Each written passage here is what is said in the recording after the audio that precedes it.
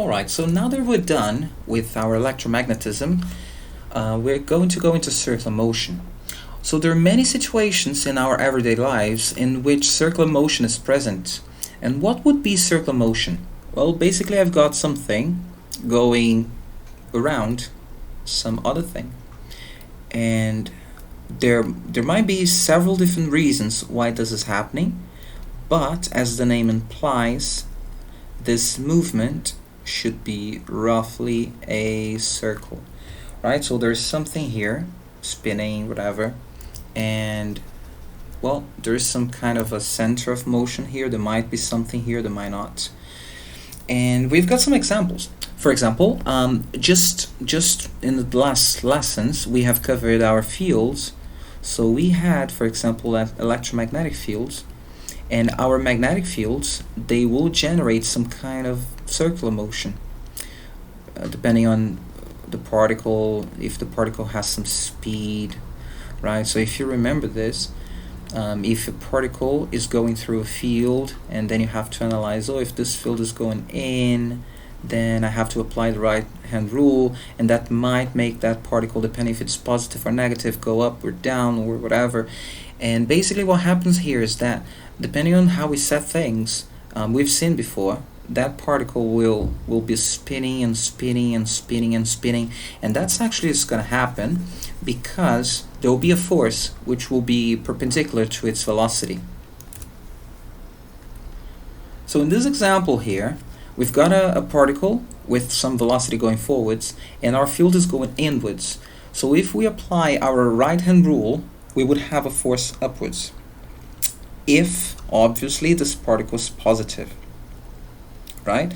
So if this particle is positive, what would happen here is that it would feel a force upwards, and then it would start going up, but then when it reaches another place, the force is pointing in a different direction now. In fact, the force will always point towards the center of some kind of a circular motion. So we will have a pattern like this one. So for example, when the particle is here with speed forwards, the force would be pulling it up. So as it's going forwards, it's accelerating upwards. Up to, for example, when it gets here, the velocity is only up. There's no forward velocity anymore. And now the force is all to the left. When it reaches the top point, now all the velocity is pointing to the left, whereas the force is all pointing downwards. And here on the left, we would have all our velocity going downwards and force to the right. So in any of those, well, in this case, our field would be going in, right? So field going in if our velocity is forward. If our particle is positive, then that's what would happen. And then this would be a circular motion. This particle would be trapped. If we make this field a bit stronger, then we could perhaps change the radius of those, of this movement. But that's not the point. The point is it's going to be trapped. So that's one example, right? So when we have magnetic fields.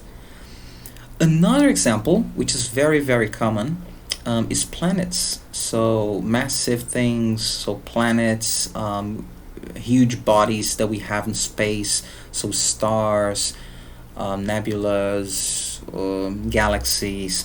So when we're basically talking about very large things which have huge masses, so at least one of them will need to have a very large mass, because gravity is actually a very weak force. So we need a very huge mass, and well, we're gonna have some body with a lot of mass and bodies with less mass, and those bodies will feel attracted towards, well, actually there's both are attracting each other. The only point is, since this is much larger, it won't accelerate very much.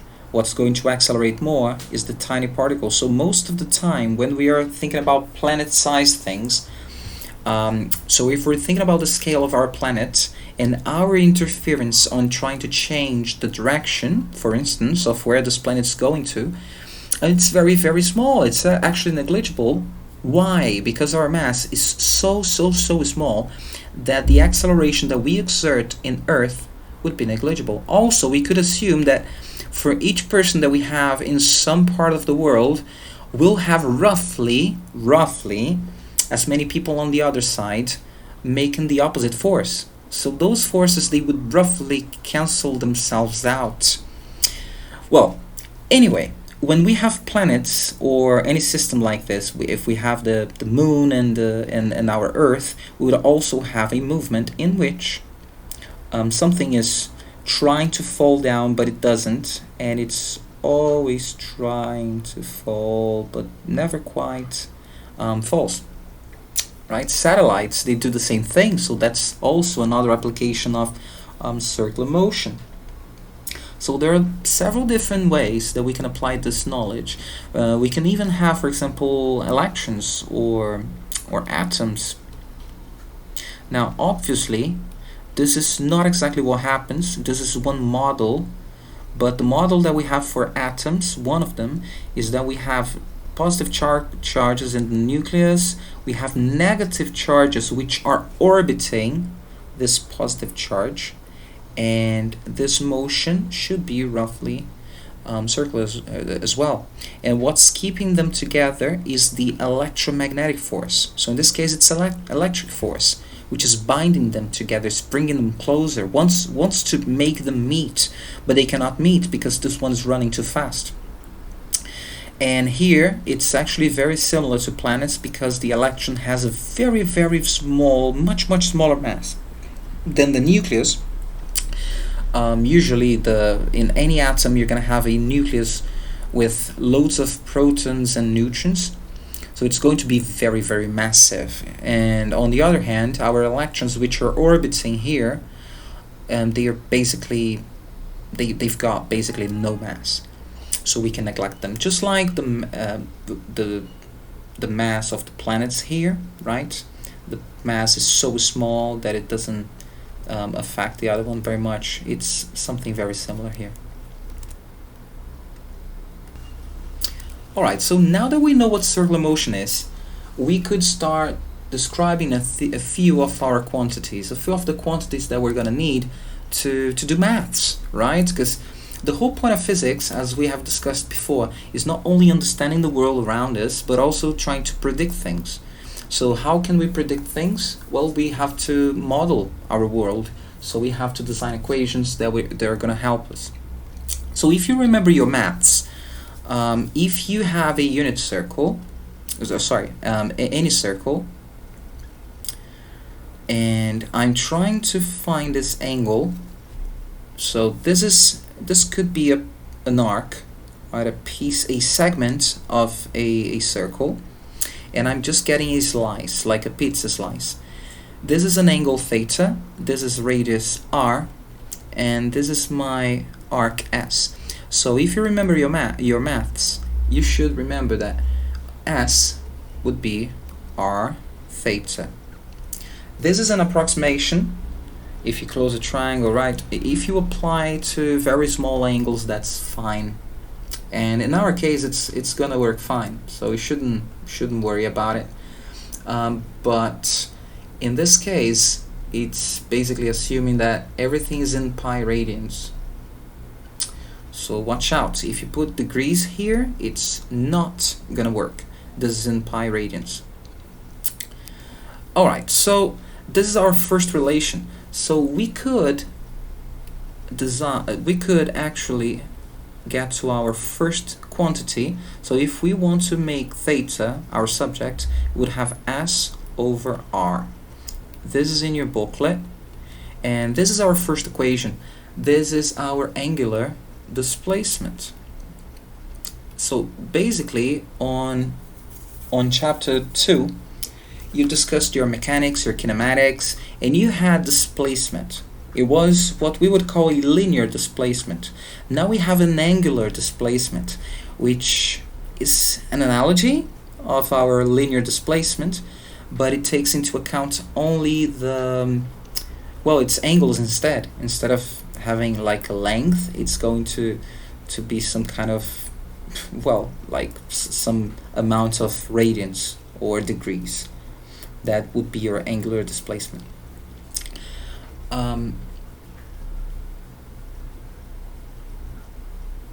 It's also important to notice that even though our displacement was a vector in our previous chapters, right? Chapter 2, for example, our displacement was a vector. Our angular displacement will not be considered a vector, at least for the physics IB here.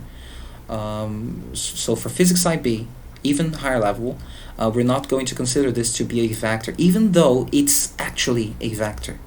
You would have a cross product here, and for those of you like maths, you can see that there's a cross product S, R, and then you get something out of the plane, coming out of the plane here, because R is a vector, S would also be a vector, so if you make the cross product of those two, it would stick out of the plane, right? R, S would come out of the plane. This would be your angular velocity, but we're not going to consider them to be this one to be vector. Actually, radius, we're not going to consider it to be vector either. But if you go to college, university, if you want to study physics or engineering, anything related to those things, you will eventually assume those to be vectors, and you're going to work some calculus with those, and you can actually arrive at the equations that we're going to discuss, but we won't be able to get to them. I won't be able to show you how to get to some of them just because we would need a lot of calculus. However, you've got all the equations in your booklet, so you don't have to memorize any of them. Alright, now that you know your angular displacement, that's our first quantity, if you know displacement, it also makes sense for you to know your velocity or your speed. Now, since we are assuming this not to be vector, we'll also, instead of talking about angular velocity, we'll talk about angular speed. Okay? Now, since speed is distance over time, our angular speed is going to be angular displacement over time. So we use our letter omega. So omega is equal to our angular displacement over time. So we can even rearrange a few things if we want to, right, and get something in terms of S, R, and T. So if we get those values here, this is in your booklet, this relation here is in your booklet, so we would have theta equals S over R, so S over R T. So I'm showing you this because we're going to think about something. Let's assume that we have a very specific situation in which I've gone a full turn. Okay, full turn. So I've started at some point here. Everything else is the same. R. I'm going to go through an angular displacement S. So let's see. In this case, if I go around a full turn, what would be my angular displacement? Well, my angular displacement would be how much have I crossed over R. So since this is the circumference of a circle, that would be 2 pi r over R. I'm just using this equation. I've substituted S here as 2 pi r. So we would cross out the R. And it makes sense, right? Our angle is 2 pi, so our maths is not wrong. Now, what about our angular speed? So our angular speed would be our angular displacement over time. So if I'm talking about a full turn, let's create a new variable here. Actually, it's just time, but let's give it a special name. Let's call it period. Right, so this is the time for a full turn. So if this is the time for a full turn, my displacement here, my angular displacement, is the angular displacement of a full turn, which would be 2 pi. So this is 2 pi over t. So if I want to express the period of my movement, of my motion, I can rearrange, so I would have 2 pi over our angular velocity, or our angular speed in this case. So this is a very important relation. And also, if you remember that frequency is 1 over period, or period is 1 over frequency, we can modify this equation here to get also the frequency, right? So we could also have that our angular speed will be 2 pi f. And we can rearrange things to get whatever equation we want, right? So if we want period in terms of angular speed, we can use this one, or frequency in terms of angular speed, we can use this one, and both should be in your booklet. Some of those relations, for example, this one might not be in the booklet, or at least might be in a different section, like waves, for example. So we've got a quite simple example here. So it's a clock, and it has a minute hand that is 4.2 meters long. So a large clock, right? So it's round, and our radius here is 4.2. So it's asking us, what's the angular speed of the minute hand? So the angular speed. So we're looking for the angular speed of the minute hand. So it's the hand that counts minutes. So this hand, it makes a full turn every hour. So the angular speed would be a full turn per hour, right? So what is the angle that I go through when I walk a full turn? That's 2 pi.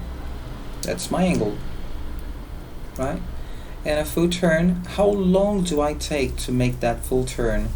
1 hour. So since this is not in SI units, I will have to convert this hour to 3,600 seconds. So this would be in radians per second.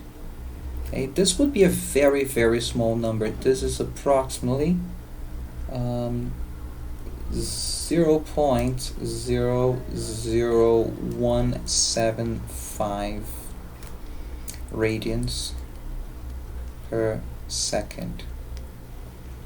Alright, so that's easy enough. How much have you displaced angle wise, and how long? For how long? Now the second one asks us, what are the angular displacements in radians in the time periods from 12 noon to 12:20 and from 12 noon to 14:30. So in this first case, we started at noon, 12 noon, so this is our minute hand, and now when it goes to 12:20, right, so it's 5, 10, 15, 20. This is 1/3 of a full turn, right? 20 minutes, 40 minutes, 60 minutes would be a full hour. So this is 1/3 of 2 pi, right? Each of those, if I had here another division, this would be a third, this would be a third.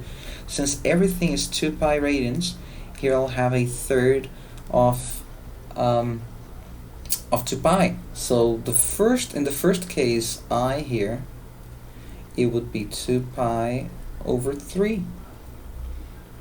And yeah, radians. Right, now, in the second case, it's a bit different, because we are going to have a few full turns and then half a turn. Because for each hour, so it starts at midday, and then when we get to 1 hour, that's a full hour, so that's a full turn.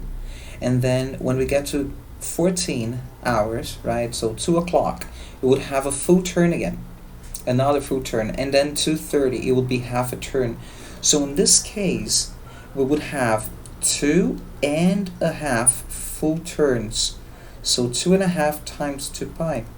This is our angular displacement, radians. So if you multiply this, it would be 5 pi radian. This is 2.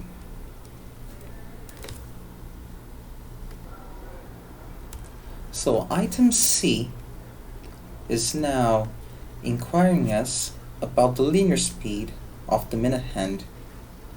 So linear speed is the one that we have seen on chapter 2. So linear speed is displacement over time.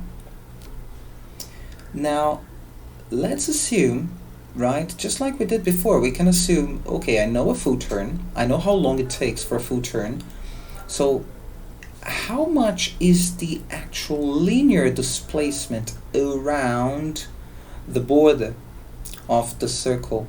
So it's 2 pi r, that's the circumference. And the time would be our period. However, we have defined the period before in terms of our angular velocity or our angular speed. So if you remember, you also should have this in your booklet, right? So your period is 2 pi over angular speed. So if we combine those two equations, we can find our linear velocity, our linear speed, in terms of our angular speed. So if you take this 2 pi r over t, which is 2 pi over w, so it's 2 pi over w, so w is going to multiply now. So this is our angular w or omega.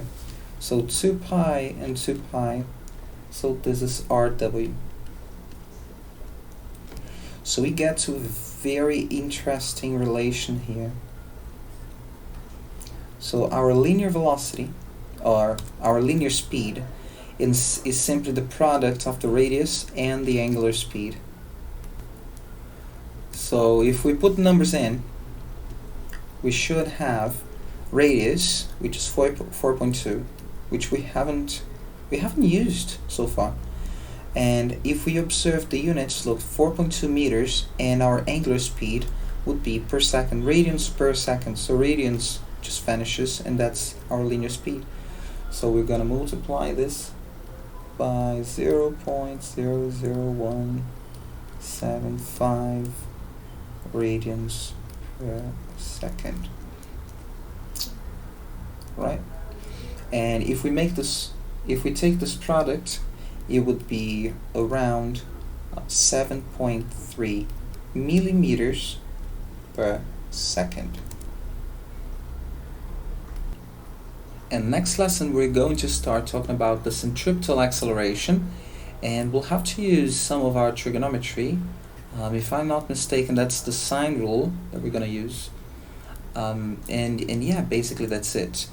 Alright, so if you have any doubt, just drop me an email and I can help you out. I'll check if there are any questions that I can put on Cognity, or if I can add some past paper questions to our Google Classroom.